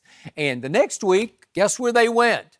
They went to his town, Philly. They played his quarterback, walk it to him, and they walked all over him. Wolf Hunter picked him. No, they didn't, Skip. It wasn't no walkover. Yeah. And then guess what? It wasn't no walkover. Then the Eagles came to Jerry World, and we walked all over them again. And here we went, and we won 8 of our last 10 games. We went 8-2 down the stretch. We won a playoff game, and we gave a little fright, at least, to the Rams here. It was a one-score game. My quarterback almost got us back in that game, 30-22. But the point is, they made a lot of people eat a whole lot of fried crow on this show last year, and I think they're poised to do it again. I think they're a better team just because they all got a little older. But they need a scare, and I'm hoping Green Bay was enough of a humiliation just an annihilation for a while because it's 31-3. And I'm hoping because they did fight back and come within an onside kick of tying that game. Because there should have been an onside kick at the end because my field goal kicker missed a chip shot. Yeah, well, he did. It should have come down to an onside, right? And at New Orleans, it was a nip-tuck game. I don't know. I'm not ashamed of what happened at New Orleans. No, they played them tough, but I told you. Hey, Edie, you see what he like? Edie. Huh? Hey, Edie, you see what Skip used to do in garbage time? See, Skip Bayless quarterback got a 3-course meal in garbage time and tried to tell us it's a 5-course meal. Nah, you got that meal in garbage time. You got it in trash. You know what? You got it out the trash. You didn't go to no fancy restaurant and get that meal. Stop garbage time. Garbage time is when you're down 45-0 and you get back to 45-20. My quarterback got us back in the game because all of a sudden Aaron Rodgers got stopped again, had to punt again, and it's a 2-score game, 2 touchdowns, and my team's got the ball back, and I think the whole stadium is starting to think, they're going to cut it to 31-24. And then, boy, some throats would have tightened up on that other sideline because here we come. But your guy tightened up. Because what did he do? He came right back out there and threw a pick. But Skip, you remember last night you saw Pat Shermer challenge that PI. Skip, if that was not PI on Golden Tate, there is no way they was going to call that a PI on Michael Gallup. Now, you saw that last night. That was clearly PI on Golden Tate. Okay. And they didn't overturn that. Kevin King. So that should give you indication. No, Kevin King committed assault and battery on Michael Gallup all the way down the field. No, he did. He's hitting him, grabbing him, slapping him, pulling his head down. They were kind of grabbing each other. Hey, you could have challenged that, but of course, my coach was out of challenges at that point, and it would have deleted the pick that he threw because he threw it to where Gallup was supposed to turn out and catch it, and all of a sudden, he's on the ground because he got thrown down. Way to go. You know one they're thing, not overturned that. You know one thing about the Cowboys is when they play good teams, they give up 2 TDs more. And they play bad teams, good teams, they give up 2 TDs less. Would you like to look at what happened last year? Well, let me ask you, are we in last year or are we in this year? Okay, well, it's the we're same not talking team. about last year. We're growing up right before your very eyes, and we're following the same script we did last year. You know, it's funny, where we struggle early, and then all of a sudden, boom, we take off. No, you didn't struggle early. You jumped out on everybody early, and just like Shannon said, you jumped out against the Giants, the Redskins. You're like, look at Dak. Look how great we look. We're gonna beat everybody. We're here to stay. And now all of a sudden it's like, well, we did this. No, well, we did that. So, but here's the thing. But this is what he told me. You told me last year, you guys grew up. You say, right before your eyes, we launched, we took off once we got a bar. But Skip Bayless, if we keep shooting the same scene in the movie, when will we ever finish the movie? You keep talking about you growing up. You grew up last year. You're growing up right now. At what point in time are you grown and we get to watch this movie? I'm waiting. Well, I'm waiting to see Space Jam 2 because LeBron fired the director. So I think they had to reshoot every scene. Am I right? We're not talking about LeBron. Yeah. We're not talking about LeBron and Space Jam. Yeah. We're talking about your movie and them Cowboys. Okay. I'm going to give you this one point. My defense horrifies me because it's taking years off my life. It's going to be the death of me because I can't figure it out. Because late last year, they just shut down Drew Brees and your New Orleans Saints. Kamara, they had nothing. Drew Brees threw for 127 at Jerry World. Kamara went 11 carries for 36 yards. And it was 13-10 Dallas. And then Seattle comes against the same defense to Jerry World for a playoff game. They led the league in rushing last year. And what happened in the playoff game? They went 24 carries for a grand total of 73 yards. That same defense then travels to Los Angeles to play your Rams and gives up 273 yards? Plus. Are you kidding me? 73. That's like a game for Eric Dickerson, like that's 273, right? Yeah. So I can't figure that out because then we come to this year, and down in New Orleans, they did a number on that offense, and it's a pretty good offense because you still have Kamara and Michael Thomas. Absolutely. And it's pretty good, and they kept him out of the end zone the whole game. And then they come. What about your offense? Yeah. I'm talking about my defense. What Are you listening? Are you listening? Is the line clogged? I want to talk about Dak. You have your earpiece in? Okay, I'm talking about my defense. Yeah. And by the way, speaking of Dak, I needed to correct something that Jen said. She said he's got 4 interceptions over the last 2 games. No, he's got 1 because he deserved only 1. That's all he's got. But they count. Wait, they don't count the other three? No, they don't count. They don't count them other three? No, they don't count. Really? No, seriously. In Skip's book, they don't count. No, well, he didn't.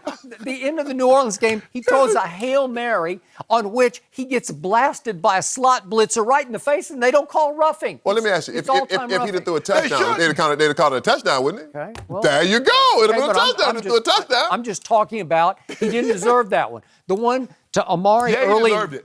The one early to Amari. Amari's talked all week about. I dropped it. It hit both of my hands. Is that deserving? He tried to make Dak feel good. Hey, that's football. That's not football. He's trying to make Dak feel good. Okay. That's the way they count it. I will say your defense is getting some help back likely this Sunday in defensive tackle Antoine Woods. He's big. Out 3 weeks with a sprained MCL, and he is. He's much better than his backup. So you may see. And by the way, I think I might get turnaround. my 2 starting star tackles back for this game too, because we did not have them against Green Bay. Well, you play against the big-time Jets, though. I know it's going to be that's a nail-biter there now. That's a tough one. They're playing against the Jets. Look out. No mercy.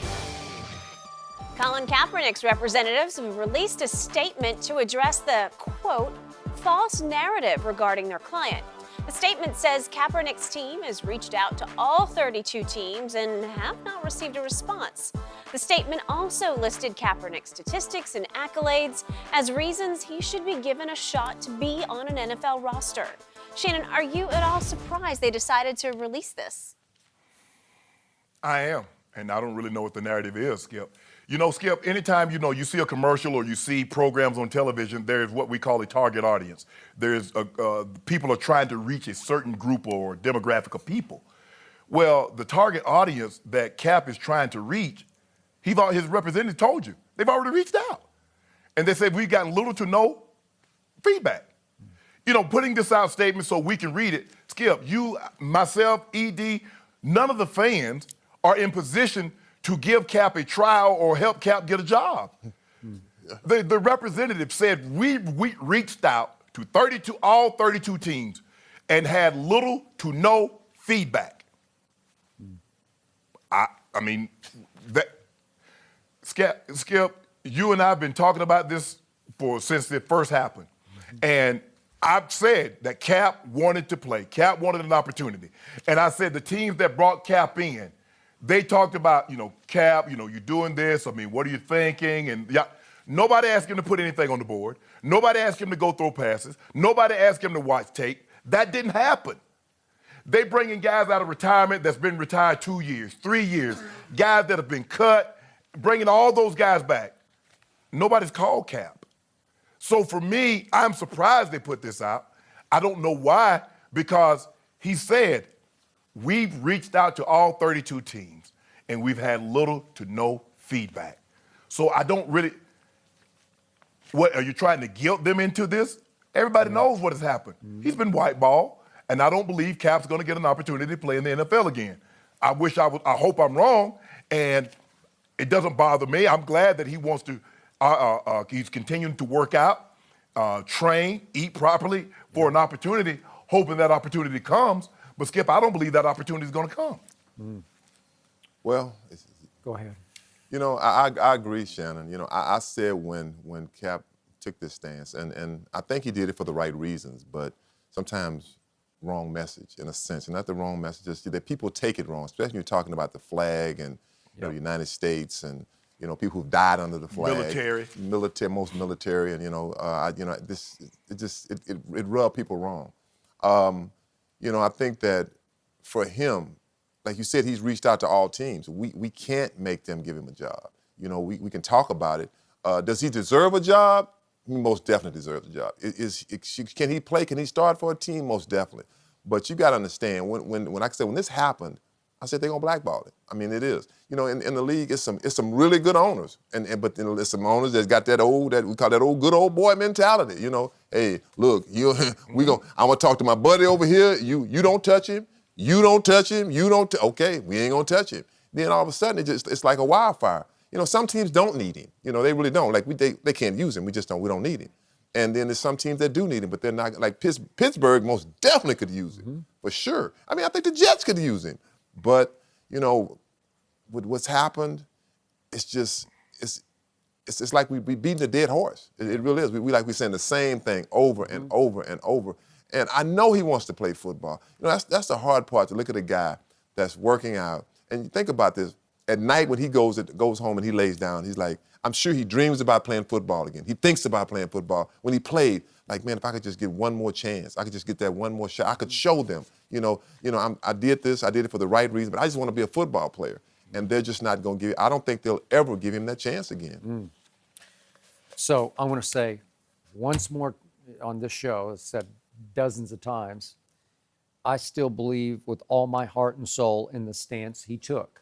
You can debate the way the message was sent, but I don't. I just still believe in it. And I believe he will go down in history for having national impact on that issue that we've talked about many times.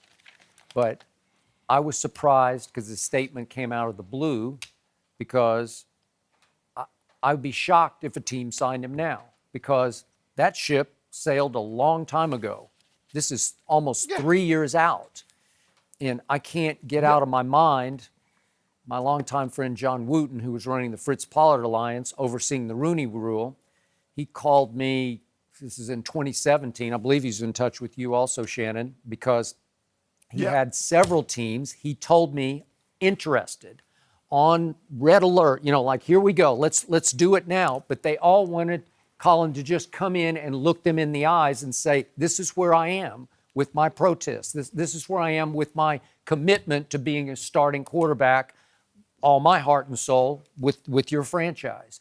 And he wouldn't do it. And it was driving John crazy. And he got angry about it. Not that he didn't believe in Colin's cause, because he did, but he was just angry that Colin wouldn't at least go talk to people. And John also got angry that Colin wouldn't make any public statements. And I'm still mystified by why he doesn't speak at all. It increases his mystique, his sort of reclusiveness increases, because now we're not sure what he's thinking, what he's going to do next. But in the big picture, you're enhancing your martyr status by releasing this, because you're reminding everybody, oh, he's still out. He still doesn't have a job. Well, he did sue the league, and they did settle. And to me, once you sue somebody and you settle, the odds of them saying, okay, now we'll take you back, they're not very good, right? That's just not the way life works. So again, go ahead. And even though Eric Reed took that stance with him, alongside him, Eric Reed somehow got like, he's okay. Yeah. Colin Kaepernick is really the face of this movement. He's the guy that when you bring up his name, that's the first thing you think. Sure. And unless you really, really follow football and really, really follow this closely, then you're like, okay, well, Eric Reed did that also. But it's really Colin Kaepernick. Skip, people forget it was a retired United States Marines Corps. Yeah. Nate Boyer told Colin Kaepernick after meeting with him, said the most respectful thing you can do to the flag is to take a knee. Not sit, take the knee. That's what Colin Kaepernick did. And again, Skip, you mentioned he hasn't spoken. We've heard Representative release this statement. His significant other, Nessa, she does a lot of talking. But at the end of the day, he hasn't said anything. No. And I'm not so sure if he were to speak, that would change anything. Skip, we've been at this now. We've been on air for 3 years, and we've been talking about this for 2.5 of those years. I do not believe in my heart of hearts that Colin Kaepernick will ever play another down in the NFL. He's been whiteballed. Skip, punishment is also for the guy. When you go through the justice system, they punish you. The punishment is not only for you, the perpetrator that committed the act, not saying Colin Kaepernick is the perpetrator, but it's also to deter others from committing such acts. This is the harshest thing they can do. Okay, somebody else, if you got something you want to protest, if you take it this far, this is what's going to happen to you. So it's going to give others reason to like, hold on. I ain't really trying to mess up my money like this. So let me think twice. Let me think long and hard before I really step out here on this platform. And Skip, you got to be willing to sacrifice that now. You got to be willing. Muhammad Ali was willing to sacrifice his career. He gave up them heavyweight belts. He says, I'm not going there. I'm not fighting no Viet Cong. No. When the people right here calling me the N-word and spraying water hoses on my people. That is correct. I'm not going. So y'all can take this belts, y'all can take this money. He was willing to give that up. So when Cap did what he did, he had to know that he had to be willing to give that up because there was a 90+% chance he wasn't going to get an opportunity to play again. Yep. You know the thing about when you think about the United States, what do we always second chances? Second chance. You'll give a murderer a second chance. You'll give a drunk driver a second chance. But in a sense, he's not getting a second chance at all. I mean, you know, the late Bob McNair said, you know, we can't have the inmates running the prison. So it shows. I mean, one thing that the NFL leads by is fear. You know, they make the players look, you know, we'll cut you, we'll blackball you, and you ain't gonna get a job again. And as a group, a union, we can't stand together. That's the problem with the players in the National Football League.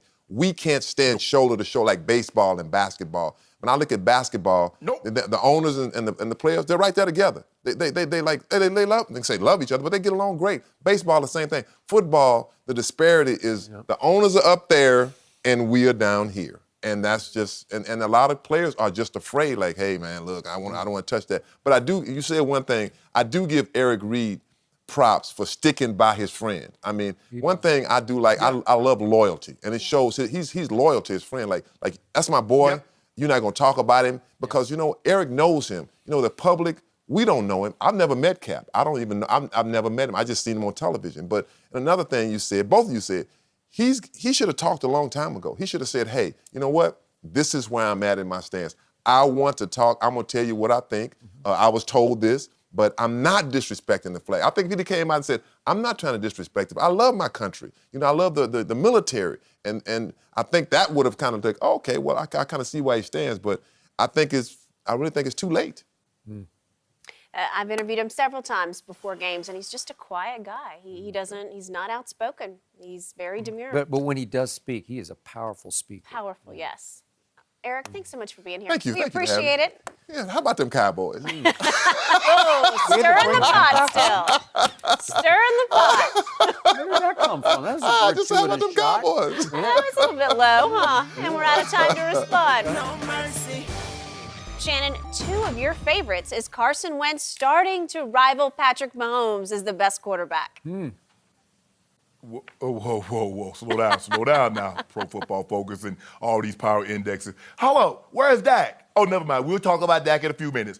Look, he's knocking on the door to that very elite status. Right now, Pat Mahomes is by himself. Russell Wilson is stuck his head in the door with that performance that he had last week. Deshaun Watson is close by.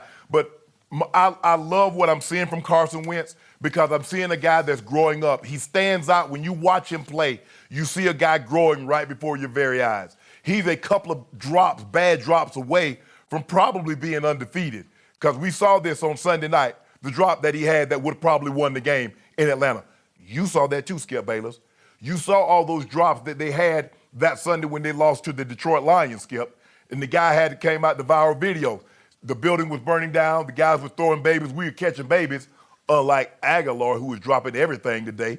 You saw that, Skip Bayless. So he's playing unbelievable. He can make every throw. He can make throws. He can change arm angles.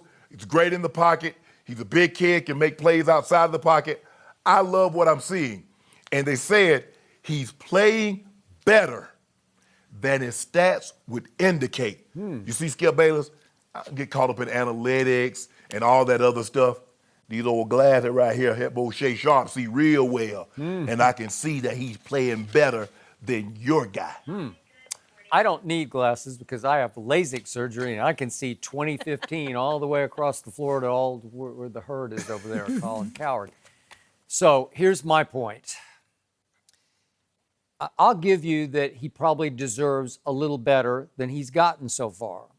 On the other hand, Atlanta's a bad football team, and Carson Wentz and company lost at Atlanta in a big stage night game in which they should have slammed the door on Atlanta long before the one throw that I give you. He had Aguilar right in stride.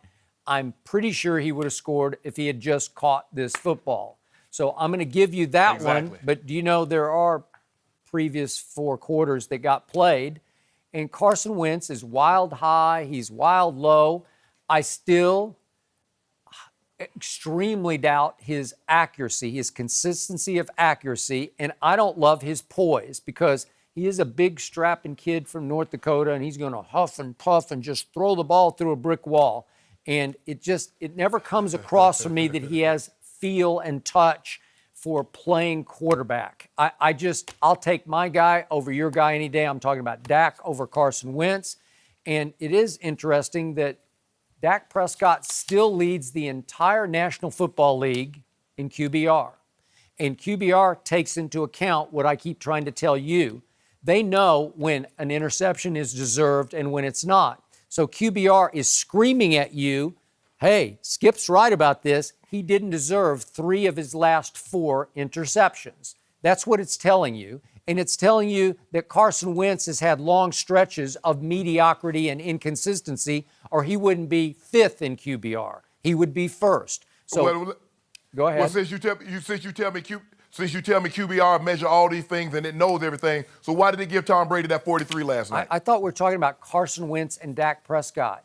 Well, why would you bring up the greatest quarterback ever? He doesn't belong in this conversation because he's way above this conversation. And hold on, first of all, my guy is tied with your guy, who you say is the greatest of all time. He's tied with him in MVP right now. Oh, did you not see that? Did Jen, read that again. They're behind my homeboy, Russ Wilson, who's tied at 3rd. What is You're this? right. What are we talking about, Vegas odds or what? Is that what we're doing? Let's go, Bayless. You heard what I don't know what sitting you're right talking there in the about, studio but with Jen. You sitting right next to Jen in the studio. You heard. I know, and it is peaceful in here. I got to tell you, it's a lot better than it usually is. But go ahead. You see who's tied for 3rd. Okay. Jen, read that again so he can get it. I don't know what you're talking about. Do you know? Okay. Yes. Read Brady it, Jen. Jen's gonna read tied it. for 3rd in what? In this power index. Oh, for power quarterbacks. index. This is an MVP. No, Yeah. this Yeah. quarterback index Okay, that's just all right. come. Power index. Okay. He tied with the greatest of all times. Walk it to him. Where is Dak? Not tied. He way down, like 8th. I put all my eggs in the QBR basket. As I always tell you, it takes into consideration everything. Legs, arm, interceptions, good, But Skip, deserved, not. You put all so you put all your eggs in Dak's basket. You do know Dak has stumbled the last 2 weeks. You losing out on your profit. Because you know what happened if you put all your eggs in one basket and you trip on your way to the market. Okay? So, Cracked eggs don't bring no money. which brings us back to reality. Let's see. Who does Carson Wentz have to play the next 2 Sundays? He has to go to Minnesota. That's a pretty legit defense. So if he lights up Mini at Mini, you got me. That will be impressive. I'll come in on Monday and say, boy, that was big time by Carson Wentz. That was a breakthrough. No, you won't. I will. If he does it, I can't argue with it. And then that leads to the following week when he has to visit Jerry World. So all of a sudden, your quarterback has 2 huge, big stage, away game chances to show me I'm wrong about him. And we'll see, because those are 2 big challenges. And let's talk about that challenge at Minnesota. I don't think he can pull it off. What do you think? Do you think he's going to win this game? I think we're going to win the game 24-20. That's what I think. 24-20. Really interesting. Yes. So I thought you still kind of liked Kirk Cousins. So you're saying that Kirk Cousins will only manage 20 points against what's the shambles that is the Eagles secondary? Or shambles now, huh? Well, it is. That's what. Walk it to him. We'll find a way to overcome. The defense is going to get better. Like you said, it's early. It's only going to be the 6th game of the season. So they'll progress. But I love what I'm saying for walk it to him, because he's going to stand tough. And like you said, Zim has those guys playing really well on defense. He does. But they have a very good offensive line. And that's what, Lane Johnson and Peters and Brooks and Kelsey, they got their work cut out for them. But I believe they'll be true to the task and give walk it to him a little time. Alshon, we're going to be without D-Jack again.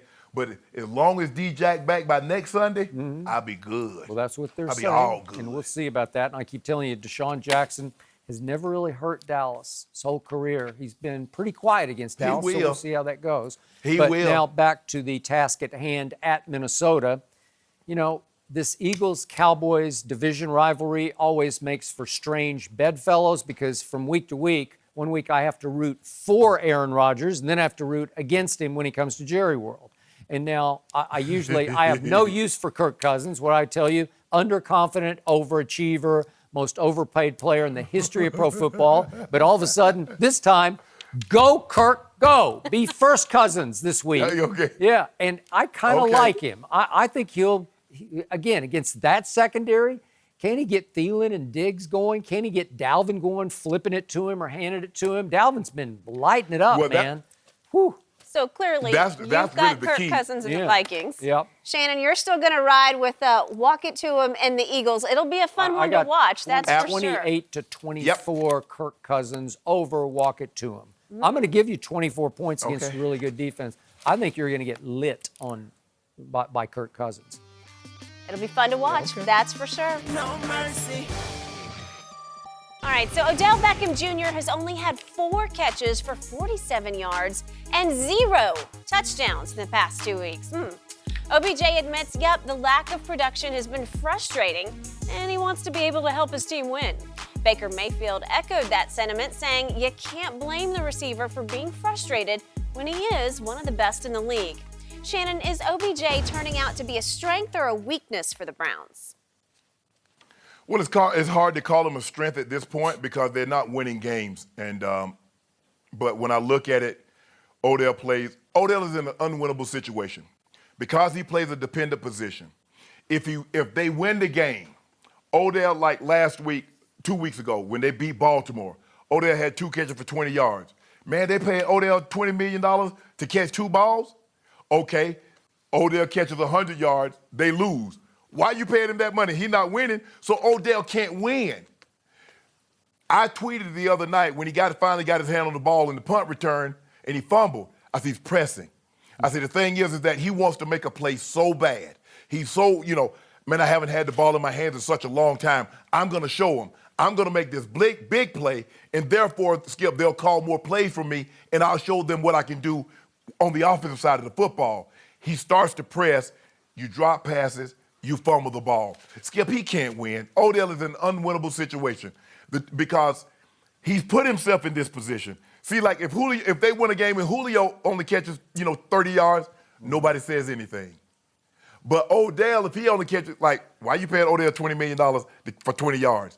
Or if he catches for $150 and they lose, them empty stats, they don't mean anything. So a part of me really feel bad for Odell. Because I don't know how he wins, Skip. Really, at this point, I don't know how he can win.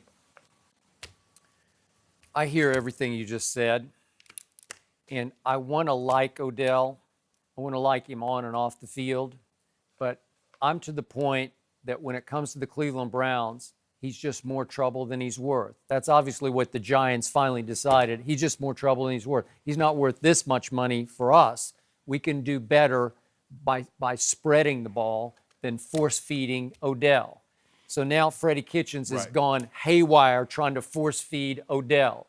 He lines him up at running back, and then he lets him throw balls, and then he runs reverses, and then he lets him run the ball. Then he's catching punts, and he's pressing, and he drops the punt.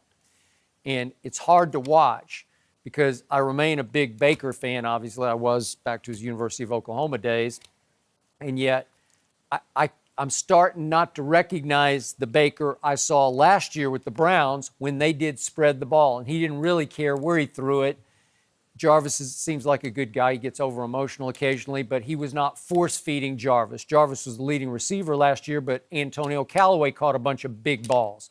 And Rashard Higgins, who's been hurt and is supposed to come back now for the Seattle game, caught a bunch of balls last year. And Njoku has been hurt, but he caught his share, and I think he was on his way to catching more than his share this year. So I like the way the offense operated last year, bing, bing, bing, throwing it wherever, to whomever was open last year. And now it feels like Baker's mentality is, I got to find Odell. And when he waits to find Odell, he waits too long and he gets sacked. So it's feeling wrong. Every time I watch them, it just feels, I know at Baltimore, Baker had a big game, but it wasn't because of Odell. As you point out, it was 2 catches for 20 yards. Well, Skip, the thing is that what teams will do is that they try to frustrate Odell early. Let's double him, get him frustrated. He'll get upset. He'll start to press, and then we have him.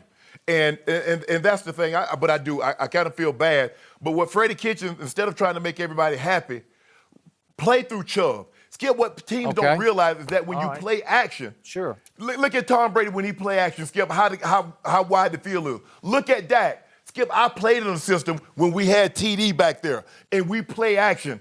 I'm wide open. Ed McCaffrey, Rod Smith is wide open. I got it. Play through that instead of spreading the ball around. Odell, you'll be better off if they can run the football. They'll be better off. And to your point, the Patriots led the NFL last year in play action passes. Okay? So, Baker, this could be your best friend. So you got to play through Chubb, but you can't force it to that guy every time. No. Great stuff, guys. No, Seahawks, nor should you. Browns up next this Sunday. We'll see if Odell has any better luck this time around. No mercy. Time for our final topic of the day. Saturday, number 6 Oklahoma and number 11 Texas face off in the Red River Showdown here on Fox. Heisman hopefuls Jalen Hurt and Sam Ehlinger will face off for the first time as they each look to have their own Heisman moments. Shannon, who wins this one? I've got Oklahoma. Lincoln Riley, he's the best play caller, best offensive mind in football right now. That might be college or NFL. The way he can call plays, be it run, pass, get guys in and get guys wide open is unbelievable. I just don't trust this Texas defense, Skip. They're 5th worst in pass defense allowed, averaging 325, giving up 325 yards passing a game. Now, Joe Burrows, LSU, had 471 yards passing. He had 3 wide receivers catch for over 125 yards in the game. What do you think CeeDee Lamb? What do you think Charleston Rambo's going to do? I like Oklahoma, and I like them to cover the 11. You're kidding. I am horrified by the 11-point spread. It's way, way too many, and I am a diehard University of Oklahoma fan, but I do not trust that defense. This will be a Red River shootout, but it will be close. I'm just going to reverse last year's score because Texas won this game last year 48-45, and I'll say that Jalen Hurts wins this game 48-45.